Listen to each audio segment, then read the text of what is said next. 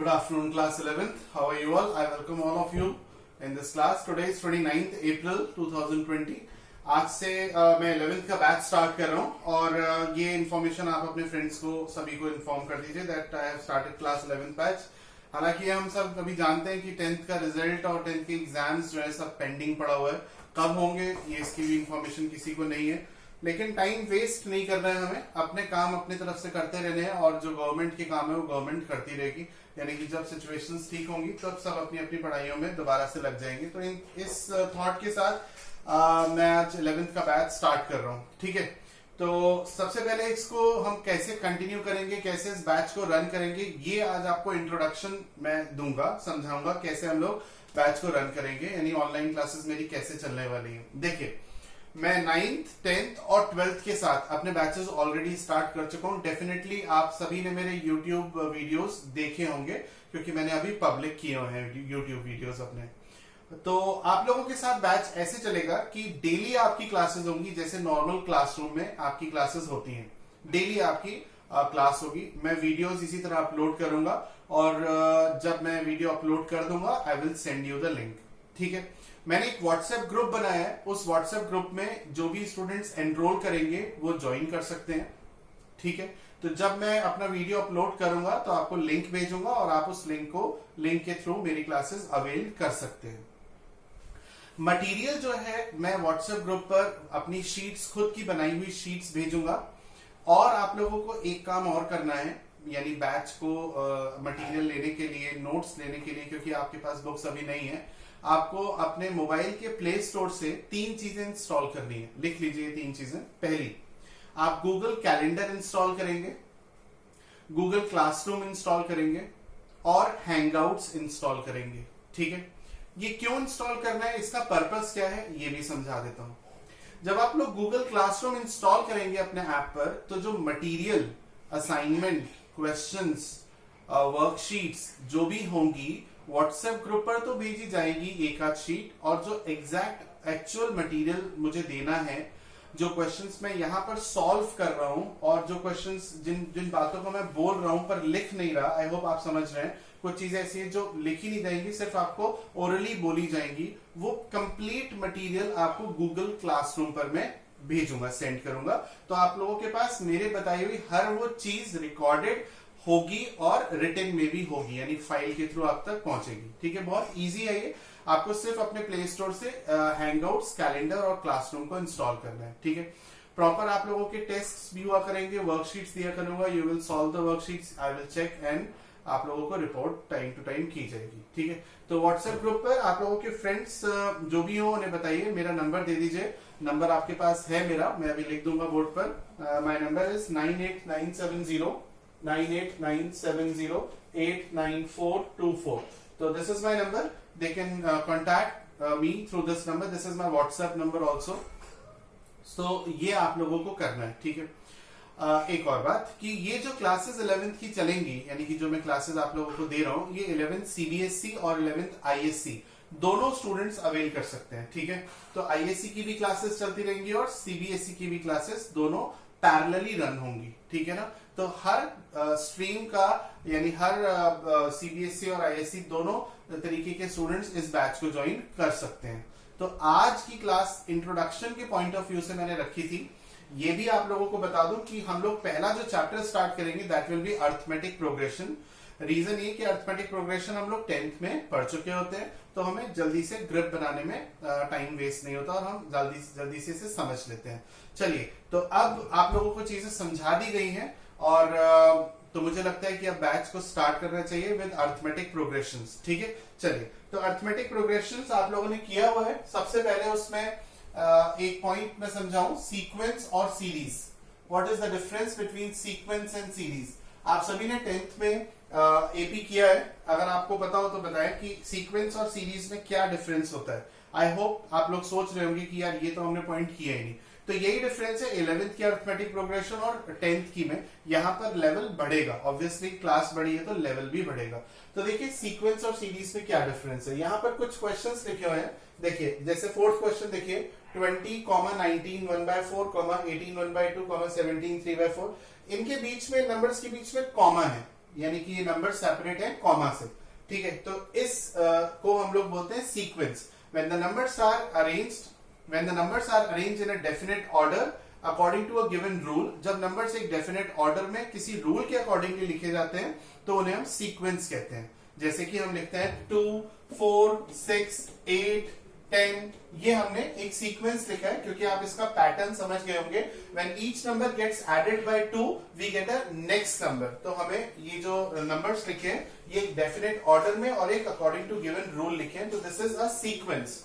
And when the terms of the sequence are connected by a positive or a negative sign, when the terms of the sequence are connected by the positive sign or negative sign, then it becomes a series. So this is basically the difference between sequence and series.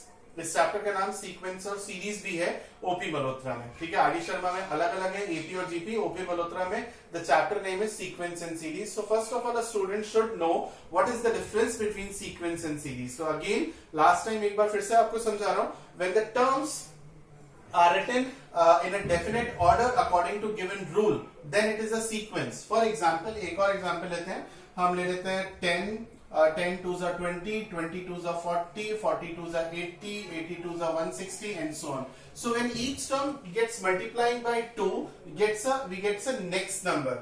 तो यहाँ पर एक rule है कि हर term में 2 का multiply हो रहा है और ये नंबर्स इस तरीके से इस पैटर्न पर फॉलो हो रहे हैं। तो ये एक सीक्वेंस है। And when the terms of the sequence are connected by the positive sign और negative sign, then it becomes a series. तो ये आज का पहला पॉइंट हो गया कि सीक्वेंस और सीरीज होती क्या है। बेसिकली अगर कोई स्टूडेंट सीक्वेंस बोले या सीरीज बोले तो बेसिकली बोथ आर सेम, कोई ऐसा हार्ड एंड फास्ट रूल नहीं है, पर पता होना चाहिए दो अलग अलग वर्ड्स है तो उनका मीनिंग भी, ठीक है। ओके, अब एपी होती क्या है, एपी एक बार रिवाइज कराते हैं, हालांकि 10th में सबने करी है। एपी होती है a plus d, a plus 2d, a plus 3d, a plus 4d, a plus 5d। These are the general terms of AP, या हम इसे जनरल AP भी बोल सकते हैं। First term is denoted by T1, कई बुक्स में A1 भी लिखते हैं। T2, कई बुक्स में सेकंड टर्म को A2 लिखते हैं। Nth term is denoted by AN, कई बुक्स में AN भी लिखते हैं। तो कंफ्यूज मत होइएगा TN या AN में, ठीक है। Nth टर्म का फॉर्मूला आप लोगों को पता होगा, A plus N minus 1 into D होता है। तो ये फॉर्मूले स्टार्ट हो गए हैं, इसीलिए आप लोग प्रॉपर रजिस्टर बना लीजिए, धीरे धीरे करके अपनी पढ़ाई में लग जाइए, टाइम भी अच्छा स्पेंड होगा और टाइम का सही मायने में यूटिलाइज भी होगा। ओके, तो पढ़ाई में लग जाइए अपनी। ये nth टर्म का फॉर्मूला यहाँ पर A होता है फर्स्ट टर्म, N होता है number of terms. Number of terms कभी भी डेसिमल में या फ्रैक्शन में नहीं होगा। रीजन ये कि जैसे आपके घर में 4 सदस्य हैं, 5 लोग हैं, 6 लोग हैं, 10 लोग हैं, कभी भी ऐसा पॉसिबल नहीं है कि आपके घर में 5.5 लोग हो, या आप जिस क्लास में पढ़ते हैं उस क्लास में 40.5 स्टूडेंट्स हो। सो नंबर ऑफ टर्म्स कभी भी डेसिमल में या फ्रैक्शन में नहीं होगी। So n has to be a natural number, यानी 1 2 3 4 100 200 300, इस तरीके से n has to be a perfect natural number. d यहाँ पर कॉमन डिफरेंस होता है। तो कॉमन डिफरेंस क्या होता है? Common difference is t2 minus t1 which is equals to t3 minus t2 which is equals to t4 minus t3, ठीक है। तो अर्थमेटिक प्रोग्रेशन में जो सबसे अहम बात है वो ये है कि इस सीरीज की टर्म्स का कॉमन डिफरेंस सेम होता है। If the common difference is same then the series और सीक्वेंस इज एन एपी। तो कॉमन डिफरेंस सेम होना चाहिए। कॉमन डिफरेंस अगर कोई आपसे पूछता है कि क्या होता है तो आप कहेंगे भाई t2 minus t1 और t3 minus t2 और t4 minus t3, this is called common difference. So this is the formula for nth term of AP. अब देखिए आगे बढ़ते हैं। If A, B, C are 3 terms of AP, अगर ये A, B, C AP की 3 terms हैं तो हम कह सकते हैं कि T2 minus T1 इक्वल होगा T3 minus T2 के। Yes or no? डेफिनेटली कह सकते हैं। T2 minus T1 means B minus A, T3 minus T2 is C minus B। Minus b जब इधर लेकर के आएंगे तो प्लस हो जाएगा। 2b equals to a plus c and b will be equals to a plus c upon 2। So this is the relation between these 3 terms a b c when they are in AP। तो अगर a b c 3 terms AP में होती हैं तो ये उनके बीच में relation होता है, याद रखिएगा। इस रिलेशन को याद करने का ट्रिक ये है कि b जो बीच वाला नंबर है उसे हम लोग अर्थमेटिक मीन बोलते हैं a और c का। तो b is equals to a plus c upon 2। कुछ एग्जाम्पल्स और देता हूं, जैसे x, y और z, ये 3 टर्म्स अगर AP में हैं तो जो बीच वाला नंबर है y will be equals to x plus z upon 2। So y is called arithmetic mean of x and z. ठीक है, this is the second formula. आगे बढ़ते हैं. नेक्स्ट क्या है जरा देखते हैं. कुछ इन पर बेस्ड क्वेश्चन मैंने लिखे हैं, तो कुछ क्वेश्चन सॉल्व करते हैं. देखिए लिखा हुआ है the nth term of a sequence is 2n plus 1, 2n plus 7. So nth term is 2n plus 7. हमें शो करना है कि जो सीक्वेंस जिसकी nth टर्म 2n plus 7 है वो सीक्वेंस एक एपी है, यानी अर्थमेटिक प्रोग्रेशन है. तो चलिए स्टार्ट करते हैं. nth टर्म हमें गिवन है 2n plus 7. हमें शो करना है कि ये जो सीक्वेंस जिसका nth टर्म 2n plus 7 है वो एपी है. हम इस केस में फर्स्ट टर्म, सेकंड टर्म और थर्ड टर्म फाइंड आउट करेंगे. और अगर सेकंड माइनस फर्स्ट टर्म और third minus second term equal आता है, that is if the common difference is same, then we will say that the sequence is an AP. Otherwise no, this is not an AP. So a1 find out करते हैं. 2 into 1 plus 7 that is 9. a2 2 2s are 4 plus 7 that is 11. a3 2 3s are 6 plus 7 that is 13. Now a2 minus a1 is 11 minus 9 2, and this is 13 minus 11, this is also 2. Since the common difference is same, hence we can say that the given sequence is an AP. ठीक है, यहां तक बात समझ में आती है. तो ये AP की एक इंपॉर्टेंट प्रॉपर्टी है that the common difference is always same, otherwise the sequence will not be an AP. Next question भी सिमिलर है. वो ये है the nth term is 2n square plus n plus 1, show that it is not an AP. तो अब की बार nth term हमें दिया है 2n square plus n plus 1 और ये AP नहीं है, ये प्रूफ करना है. ठीक है, तो nth टर्म हमें गिवन है 2n square plus n plus 1. Question solve करने से पहले एक बार फिर से आप लोगों को कुछ समझा दूं. जैसे अभी मैंने एक क्वेश्चन किया, इस क्वेश्चन में मैंने हो सकता है इंपॉर्टेंट कोई पॉइंट बोला हो पर लिखा ना हो. तो इस क्वेश्चन का कंप्लीट सॉल्यूशन जो होगा वो मैं आपको गूगल क्लासरूम पर भेजूंगा, ताकि कोई भी चीज ऐसी ना हो जो रह जाए. तो आपको हर वो चीज पीडीएफ फाइल पर मिलेगी, लेकिन सिर्फ उन्हीं स्टूडेंट्स को जो एनरोल करेंगे. ठीक है, चलिए आगे बढ़ते हैं. So first term find out करते हैं. 2 into 1 plus 1 plus 1, 2 plus 1 3 plus 1 4. a2 यानी सेकेंड टर्म, तो 2 का square 4, 4 2s are 8 plus 2 plus 1 3, 8 plus 3 11. And a3 find out करते हैं. 3 का square 9, 9 2s are 18 plus 3 plus 1 4, 18 plus 4 22. Now we will find a2 minus a1 या t2 minus t1 भी कह सकते हैं.